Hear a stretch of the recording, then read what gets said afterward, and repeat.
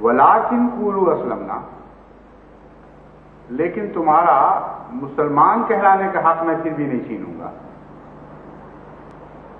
یہ کہنے کے باوجود کہ خدا نے مجھے خبر دی ہے کہ تم ایمان نہیں لائے، ساتھ ہی ان کا خوف دور کرو. اگر ان کو یہ خوف پیدا ہو جائے کہ اب شاید وہ مسلمان نہیں کہہ سکتے اپنے آپ کو، تو کھل کر بتا دو قولوا اسلمنا، میں تمہیں کہتا ہوں جو اول المسلمین ہوں کہ تم اسلام کہہ سکتے ہو کہ ہم اسلام لائے. ولیکن قولوا اسلمنا ولما يدخل الایمان فی قلوبکم، یہ کہو کہ ہم اسلام لے آئے ہیں حالانکہ ایمان تمہارے دلوں میں داخل ہی نہیں ہو. اس سے بڑا منافق بھی کوئی متصور ہو سکتا ہے جس کے مطابق خدا گواہی دے آسمان سے اور اپنے سب سے برگزیدہ رسول کو خود بتائے، اصدق الصادقین کو اطلاع دے رہا کہ یہ لوگ جو دعویٰ کرتے ہیں کہ ہم مومن ہیں، ان کے دلوں میں ایمان نے جھانک کے بھی نہیں دیکھا، لیکن ساتھ ہی یہ حکم بھی دیتا ہے اس کے باوجود ان سے مسلمان کہلانے کا حق تم نے نہیں چھیننا، بلکہ اپنی زبان سے یہ کہو ہمیں علم ہے ایمان تمہیں حاصل نہیں ہوا، تمہارے اندر داخل ہی نہیں ہوا، پھر بھی خدا مجھے کہتا ہے کہ تمہیں کہہ دوں کہ تم مسلمان کہو اپنے آپ کو، اس سے تمہیں کوئی ضرورت نہیں. تو جہاں تک یہ جو دعویٰ تھا کہ منافقت سے مسلمان بنتے ہیں اس لیے ہم نے ان کو روکا ہے، یہ آیت کس طرح اس کو پارا پارا کر رہی ہے اس سارے کو. یعنی اس آیت کا پہلا حصہ، یعنی سوچتے نہیں کہ حضرت صلی اللہ علیہ وسلم کے زمانے میں قرآن کریم سے ثابت ہے کہ منافقوں کی ایک بڑی تعداد موجود تھی. ایک سورہ المنافقون نازل ہوئی اس کے اوپر، اور جگہ جگہ ان منافقین کا ذکر ہے.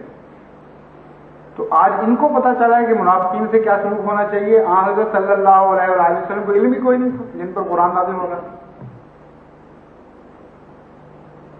اس کثرت سے منافقین کا ذکر ہو اور ایک منافق کو بھی حضور اکرم صلی اللہ علیہ وسلم نے زبردستی غیر مسلم کہنے پر اپنے آپ کو مجبور نہ کیا،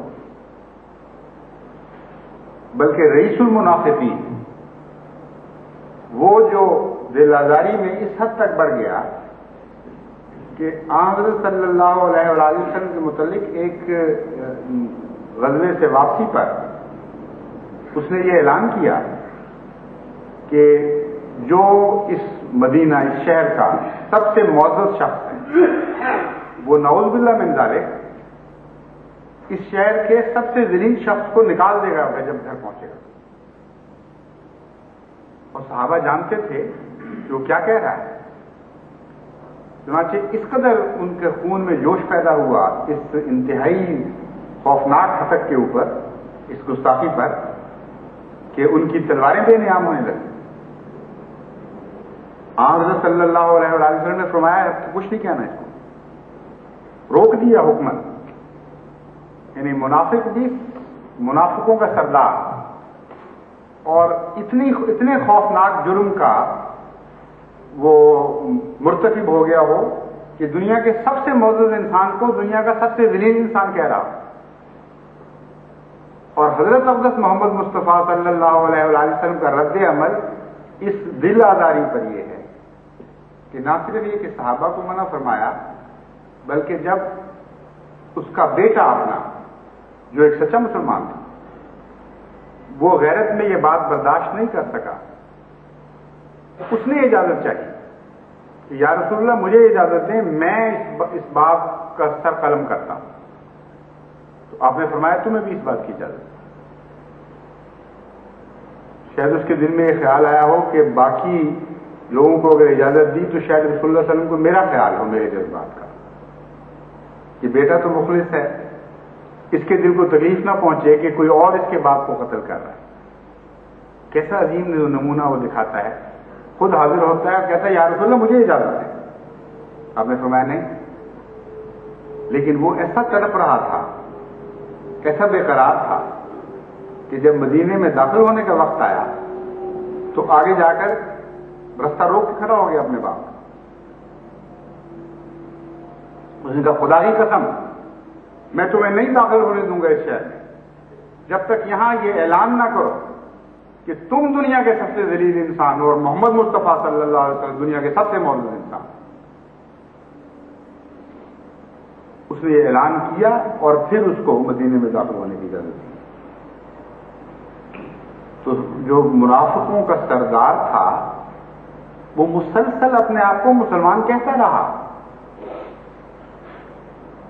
اور حضرت صلی اللہ علیہ وآلہ وسلم کی یہ خواہش رہی کہ میں خود اس کا جنازہ پڑھوں. یہ ہے اسوہ محمد مصطفیٰ صلی اللہ علیہ وآلہ وسلم. یہ ہے قرآن کریم کی تعلیم منافقین کے متعلق. اب کوئی نیا قرآن نازل ہو رہا ہے پاکستان کے اوپر کہ جہاں نئی تعلیمات جاری کی جائیں گی منافقین کے بارے میں, اور پھر یہ بھی پتہ نہیں کہ منافق ہے کون. تم منافق ہو یا وہ منافق ہیں جن کے متعلق تم کہہ رہے ہو کہ یہ منافق ہیں. اس کا فتویٰ کون صادر کرے گا؟ تم کہتے ہو ہمیں کہ تم منافق ہو, اسی منہ سے ہم کہہ دیتے ہیں تم منافق ہو. فیصلہ کون کرے گا منافقت کا؟ منافقت کا فیصلہ تو خدا کے سوا کر کوئی نہیں سکتا. اور خدا کا یہ فیصلہ ہے کہ جب میں فیصلہ کر دوں تب بھی تمہارا کام نہیں ہے کہ زبردستی کرو. یہ میرا کام ہے زبردستی کروں یا نہ کروں. چنانچہ حضرت صلی اللہ علیہ وآلہ وسلم کے متعلق فرمایا انما انت مذکر لست علیہم بمسیطر. کہ اے محمد صلی اللہ علیہ وآلہ وسلم سب دنیا کا سردار ہے تو, لیکن تجھے داروغہ نہیں بنایا, صرف نصیحت کرنے والا بنایا ہے. لست علیہم بمسیطر, نہ زبردستی تو ان کو تبدیل کرے گا, نہ پھر جواب طلبی کی جائے گی کہ کیوں تم نے زبردستی نہیں کی. مسیطر کے دونوں معنی.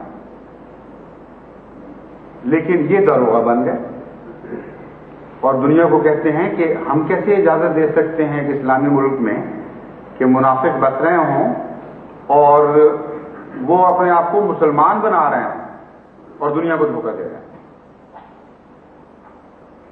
جو یقینی منافق تھے, جو جن کی متعلق خدا نے گواہی دی تھی, ان سے یہ سلوک کیوں نہیں ہوا؟ سوال تو یہ ہے ان کو کیوں اجازت دی گئی کہ وہ اپنے آپ کو مسلمان کہتے رہیں؟ اور جو فرضی منافق ہیں ان سے یہ کچھ سلوک کیا جا رہا ہے. لیکن صرف یہی نہیں, میں نے تو یہ عرض کی تھی کہ لغویات کا ایک پلندہ ہے یہ سارا. امر واقعہ کیا ہے؟ منافقت دور کرنے کے لیے نہیں بلکہ منافقت پیدا کرنے کے لیے قانون جاری کیا گیا ہے. 40 لاکھ احمدی جو اپنے آپ کو مسلمان سمجھتا ہے اور یقین رکھتا ہے, اس کو یہ قانون مجبور کر رہا ہے کہ اپنے منہ سے تم وہ کہو اپنے متعلق جو تم اپنے آپ کو نہیں سمجھتے. یہ منافقت ہے یا وہ منافقت ہے کہ تم ان کو بے شک جھوٹا سمجھ رہے ہو لیکن اپنے آپ کو مسلمان ہی سمجھ رہے ہیں؟ بس ایسا شخص جو اپنے آپ کو مسلمان سمجھتا ہے اس کو کوئی دوسرا جو مرضی سمجھے, فرق کیا پڑتا ہے؟ یا تو اس دوسرے نے قیامت کے دن خدا کی جگہ بیٹھا ہونا ہو, پھر تو فرق پڑ جائے گا. لیکن اگر فیصلہ عالم الغیب نے کرنا ہے تو کوئی فرق نہیں پڑتا. ہم تمہیں جو مرضی سمجھیں, تم ہمیں جو مرضی سمجھو, فیصلہ قیامت کے دن ہوگا. لیکن اگر فیصلے اپنے ہاتھ میں لے لیے جائیں تو پھر فرق پڑتا ہے.